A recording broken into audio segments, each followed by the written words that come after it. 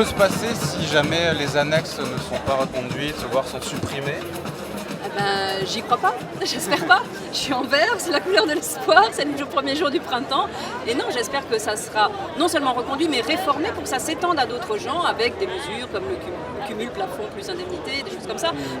Parce que depuis 2003, les annexes 8 et 10, en tout cas en particulier, continuent à perdre de l'argent, mais les plus pauvres sont éliminés. Il y a plein de gens intermittents, il y a plein de chômeurs d'ailleurs qui n'ont pas droit aux revenus sociaux. Donc ce qu'il faut qu'on milite pour que les plus pauvres puissent y accéder, les plus précaires puissent y accéder, et pas que les plus nantis, les plus riches continuent à percevoir des droits. On a un système spécifique, il faut voir, il faut l'adapter, il faut le mettre au goût du jour. Et malheureusement, j'ai bien peur que tout le monde doit en faire un effort. Les intervenants en spectacle aussi doivent faire un effort d'une manière ou d'une autre, hélas. Mais ça, c'est parce qu'on n'a plus de sous, c'est tout. Pour 3 cabus, il y en a peut-être 1000 qui en ont besoin. Et je pense qu'il ne faut pas considérer les 1000 qui en ont besoin et pas les 3 cabus. S'il n'y a pas l'intermittence du spectacle, j'ai 50 ans, ça fait plus de 20 ans que je fais ce métier, et ben je me retrouve à la rue. Voilà. Et qu'aujourd'hui c'est une nécessité, ça fait 1h30 que je fais des échasses pour montrer qu'on n'est pas des feignants, quoi. Voilà. En fait, en vérité, il y a des gens ignorants qui pensent que les intermittents du spectacle profitent d'une situation, mais quel intermittent du spectacle n'a pas envie de travailler? Il n'y a personne qui n'a pas envie de travailler. Tout le monde a envie de travailler, de faire ce métier. Pour vous, le déficit, il est de combien aujourd'hui?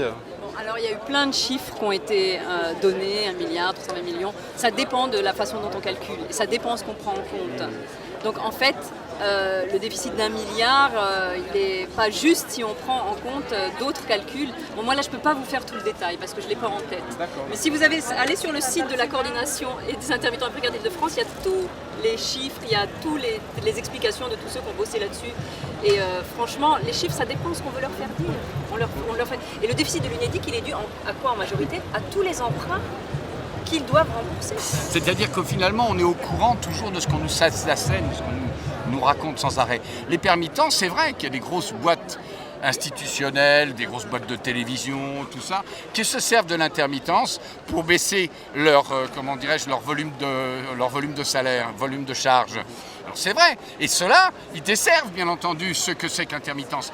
Est-ce que le système existe dans les pays anglo-saxons? Charlie Chaplin n'a pas attendu le système des intermittents de spectacle pour faire des bons spectacles. Donc je ne sais pas aujourd'hui comment vit l'acteur et l'intermittent du spectacle anglais, américain, où ce sont des pays quand même qui font des spectacles extraordinaires et qui dominent le monde.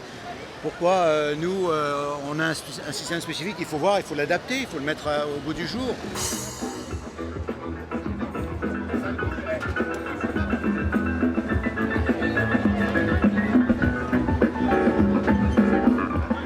Si on réfléchit bien, on représente 3% du PIB national et tous les festivals, en termes d'emploi et d'économie, c'est plus que l'automobile.